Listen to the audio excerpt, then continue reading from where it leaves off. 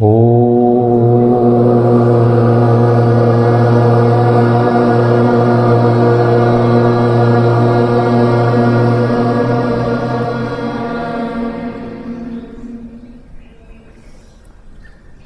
मुनि जी, विद्यार्थीगण, धर्म प्रेमी सज्जनों, आर्य समाज दुनिया की सबसे सिद्धांत निष्ठ और पवित्र संस्था है और इसको आर्ष संस्था कहा जाए क्योंकि ऋषि द्वारा स्थापित जो संस्था है वो आर्ष संस्था होती है। महर्षि स्वामी दयानंद जी ने आर्य समाज की जब स्थापना की, पहले वे कोई इस तरह का संगठन बनाना नहीं चाहते थे। उनका ध्येय ये था, उनका विचार था कि यदि मैं इस तरह का कोई संगठन बना दूंगा तो संप्रदाय की तरह ये भी संगठन न बन जाए और मेरी पूजा लोग न करने लग जाए, एक ये उनके मन में था। लेकिन बहुत विचार करने के बाद महर्षि दयानंद जी ने आर्य समाज की स्थापना की और उसको उसी रूप में रखा कि संप्रदाय के रूप में न बन जाए और उनकी मूर्ति बना करके उनके ऊपर फूल पत्ती पूजा पाठ न करने लग जाएं। उस रूप में इसका गठन किया और निर्देश दिए। पवित्र संस्था है और पवित्र संस्था पवित्र अंतःकरण वाले लोगों के माध्यम से ही विकास को प्राप्त करती है। जब कोई संस्था बनती है, कोई संगठन बनता है, तो संस्था संगठन के मुखिया जो होते हैं, प्रमुख व्यक्ति जो होते हैं, उस संस्था के जो प्रचारक होते हैं, उस संस्था के जो आचार्य बुद्धि वर्ग जो होता है, वो उसके प्राण होते हैं, उसका मूल होता है। और जो संख्या होती है वो पत्तों की तरह वृक्ष की कल्पना करें तो उस तरह से दिखाई देगा। हमारे आर्य समाज का हर 6 साल में, लगभग 6 साल में महासम्मेलन होता है और देश दुनिया में जितने भी आर्य समाजें हैं, उन आर्य समाजों के प्रतिनिधि उस महासम्मेलन में अपनी उपस्थिति देते हैं और बड़े चाव से, बड़े उत्साह से वे आते हैं। और उत्साह से आते हैं तो अपेक्षा भी कुछ लेकर के आते होंगे। यदि उनकी अपेक्षाएं पूरी न हों तो उनका आना निरर्थक जैसा हो जाता है। और वे अपेक्षाएं क्या क्या हो सकती हैं वो प्रत्येक व्यक्ति के अपने अपने मन में होगा। लेकिन सामान्य रूप से जो आने वाले हैं उनकी एक प्रमुख अपेक्षा ये है कि हमारा संगठन एक हो, हमारे विद्वान एक हों, हमारे कार्यकर्ता एक हों, हमारे अधिकारी एक हों, हमारी सभाएं एक हों। वो प्रत्येक आर्य के मन में कहीं न कहीं, किसी न किसी कोने में ये विचार बैठा रहता है कि जैसे विश्व के अन्य संगठन एकता के प्रतीक दिखते हैं तो हमारा आर्य समाज बिखरा हुआ क्यों है। हम जैसे संस्था चला रहे हैं, हमारी संस्था किसी सभा से नहीं जुड़ी, किन्हीं गुरुकुलों के संगठन से नहीं जुड़ी। ऐसे ही बहुत सारी संस्थाएं हैं जो किसी सभा से, किसी संगठन से, किसी गुरुकुलों का जो समुदाय बना हुआ हो उससे नहीं जुड़ी, स्वतंत्र रूप से काम हो रहा है। इस महासम्मेलन में यदि इस तरह का विचार किया जाए, इतने सारे खर्चा किया है, खर्चा करने के बाद यदि मौलिक तत्व निकल करके नहीं आता तो खर्चा व्यर्थ सा हो जाता है, केवल प्रदर्शन मात्र हो जाता है कि हमने अपनी संख्या का प्रदर्शन कर दिया। उसमें विचारणीय बिंदु हो सकते हैं और विचारना चाहिए कि हमारा संगठन एक कैसे हो। 2-2 सार्वदेशिक न हो, 2-2 प्रांतीय सभाएं न हो, 2-2 केंद्रीय सभाएं न हो। आर्य समाज छोटा सा जो नगर का हो, मोहल्ले का हो, उसमें 2-2 गुट न हो। वो एक करने का प्रयास, एक करने का चिंतन यदि नहीं होगा तो निरर्थक जैसा दिखेगा इतना खर्चा। कभी जो संस्था के प्रमुख होते थे सार्वदेशिक आदि के, अनेक विरक्त सन्यासी रहे, महात्मा नारायण स्वामी जैसे। जो विरक्त सन्यासी होता है, जो राग द्वेष से रहित तो होता है और जिसने विधिवत शास्त्र पढ़ा है, तपस्या पूर्वक गुरुकुल में अपनी दिनचर्या की है, ऐसा कोई विरक्त सन्यासी प्रमुख बनता है तो लाभ के, एकता के अधिक अवसर दिखाई देते हैं। हाँ, इसमें चिंतन किया जा सकता है कि अधिकारी की योग्यता क्या हो। हम छोटी से छोटी इकाई और बड़ी से बड़ी इकाई जो सार्वदेशिक है उसमें अधिकारी चुनते हैं, तो अधिकारी की योग्यता क्या हो। जिस सन्यासी ने अपना जीवन लगाया गुरुकुलों में, जीवन लगाया समाज के लिए और अब भी अपना सन्यासी जीवन दे रहा है समाज के लिए और खुल करके बोलता है देश राष्ट्र के लिए, पाखंड के लिए खुलकर बोलता है, अपनी जान हथेली पर लेकर के वो चलता है, अकेला यात्राएं करता है, उसमें योग्यता नहीं दिखती और एक साधारण व्यक्ति के अंदर योग्यता दिख जाती है लोगों को। और उसको जो गुरुकुलों में नहीं पढ़ा, जिसकी दिनचर्या ठीक नहीं, जिसके अंदर तप नहीं है, जो शास्त्र में निपुण नहीं है, जो आर्य समाज के मौलिक सिद्धांतों को नहीं जानता, ऐसे ऐसे लोग अधिकारी बन जाते हैं। तो चिंतन करना चाहिए इतने बड़े सम्मेलन के अंदर कि हमारे अधिकारियों की योग्यता क्या हो, अधिकारी किसको बनाए। मैं पीछे भी कहीं किसी कार्यक्रम में बोल रहा था, ऐसे ऐसे मंत्री बनते हैं। एक मंत्री हैं राजस्थान आर्य समाज के, वहाँ 2-3 जिला सभा के अधिकारी आए, बातचीत हुई, अब उनको वापस लौटना था। मंत्री जी ने कहा कि जी भोजन करके जाओ। उन्होंने कहा कि भाई हमने फल खा लिए, चने वने खा लिए, भूख नहीं है। ना ना ना जी, भोजन किए बिना नहीं भेजेंगे। यशमुनि जी और दूसरे हमारे कुचेरा के प्रतिनिधि थे वे लोग, तो उनको कहा कि भोजन करके जाओ, भोजन करके। भाई इतना आग्रह है तो कर लेते हैं। घर पे भोजन करवाया उस व्यक्ति ने। आर्य समाज का मंत्री है अभी वर्तमान में, पहले भी था, उस समय भी था।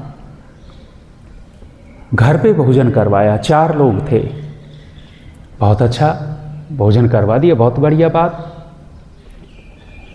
उस व्यक्ति ने अपने घर भोजन करवा करके 150 रुपये थाली के हिसाब से 13 लोगों का आर्य समाज में बिल पकड़ा दिया। ये अधिकारी है, ये मंत्री है, ऐसे लोगों को तो घसीट करके बाहर कर देना चाहिए। अधिकारी की योग्यता क्या हो। वो कह रहे हैं कि जी हम नहीं करेंगे, हमें भूख नहीं है, जबरदस्ती अपने घर लेकर के गया। 4 वे सदस्य थे, 4 लोगों ने भोजन किया और 13 लोगों की अपने परिवार की भी थाली लिख दी कि खर्चा तो हुआ है 150 रुपये के हिसाब से। ऐसे ऐसे मंत्री आप बनाओगे और कोई सभा कार्रवाई नहीं करने वाली ऐसे लोगों के ऊपर, तो महासम्मेलन में यदि नियम नीति निर्धारण हो कि अधिकारी कौन बने, किसकी कौन सी योग्यता हो, परीक्षा लेकर के अधिकारी बनाना चाहिए। सत्यार्थ प्रकाश की परीक्षा ली जाए, संस्कार विधि की परीक्षा ली जाए, मंत्रोच्चारण की परीक्षा ली जाए और परीक्षा लेने के बाद अधिकारी बनाया जाए। जो जितना बड़ा अधिकारी, उसकी बड़ी उतनी ही कठिन परीक्षा होनी चाहिए। वो कितना कार्य कर सकता है, लोगों को जोड़ने में निपुण है या नहीं है, लोगों से संवाद करने में, लोगों के साथ व्यवहार करने में कैसा है। आज आर्य समाज की छवि जो बिगड़ी है, आर्य समाजियों के अथवा अधिकारियों के व्यवहार के कारण बिगड़ी है। लगभग अधिकारी के मन में एक बात चलती है, ये जो उपदेशक हैं, ये उपदेशक तो केवल और केवल दक्षिणा के लिए घूमते हैं। उन मूर्ख अधिकारियों को ये नहीं पता कि ये आर्य समाज के प्रचार के लिए घूमते हैं, तुम्हारी दक्षिणा के लिए नहीं घूमते। पैसा कमाना होता तो दूसरे भी तरीके हैं पैसे कमाने के, केवल उद्देश्य पैसा नहीं। हाँ, घर गृहस्थी है, उसको पैसा भी चाहिए, संस्था चलाता है पैसा चाहिए, लेकिन ये कहें कि केवल दक्षिणा के लिए घूमते हैं, ये अधिकारियों की बहुत खोटी और गंदी सोच है। अधिकारी योग्य बने, उसमें जो छिटक रहे हैं हमारे उपदेशक, पौराणिक कथाओं में जा रहे हैं, वह एक बहुत बड़ा कारण है उनका उचित सम्मान नहीं हुआ। उनको उचित रूप से जैसा सहयोग देना चाहिए था, जैसा उनका सम्मान करना चाहिए था आर्थिक रूप से, ऐसा नहीं किया जाता।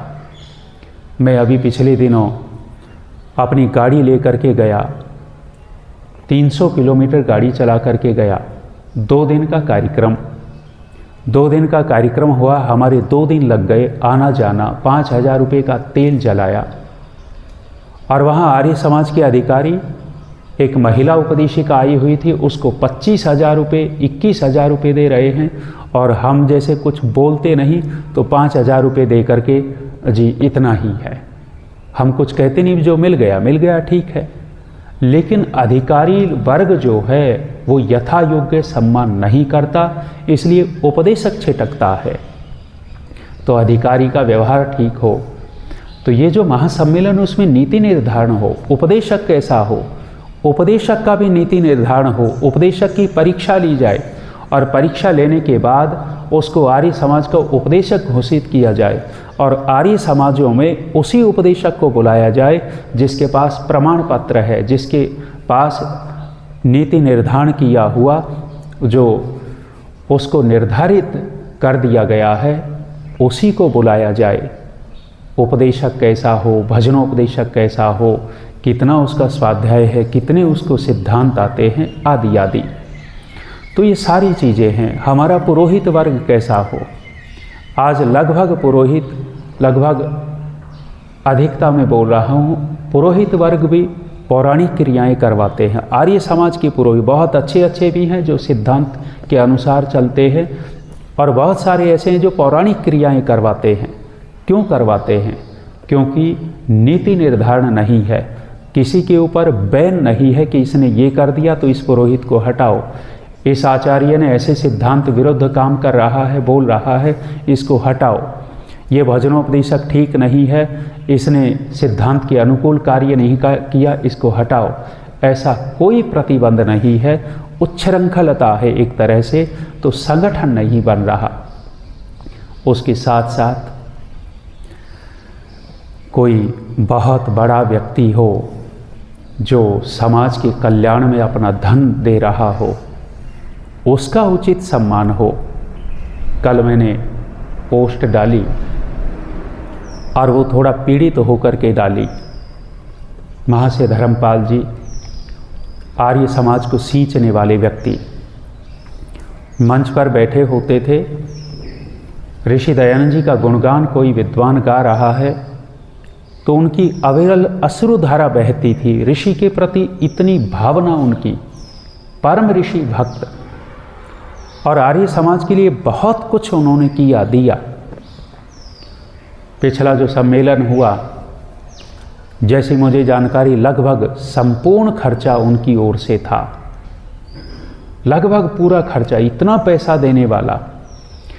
और कोई गुरुकुल, कोई संस्था, कोई आर्य समाज का ऐसा व्यक्ति न हो जहां उनकी सहायता न पहुंची हो। आज वर्तमान में महाशय राजीव गुलाटी जी समूचे आर्य समाज में, समूचे आर्य समाज के गुरुकुलों में सहयोग कर रहे हैं। मैं वहां गया, यही देखा, कोई मंच के लिए नहीं गया, नाम छापा हुआ था, व्याख्यान होना था मुख्य मंच से, मैं नहीं गया, क्योंकि वहां देख रहा था कि कितनी जो महापुरुष हुए, इतने बड़े, जो आर्य समाज के लिए संपूर्ण अपना कर्तव्य पालन कर रहे थे, धन दिया और आज भी दे रहे हैं, उनका कहीं एक आध किसी टेंट के अंदर कोने में एक आध छोटा सा फोटो, और अन्य कहीं कोई चर्चा नहीं।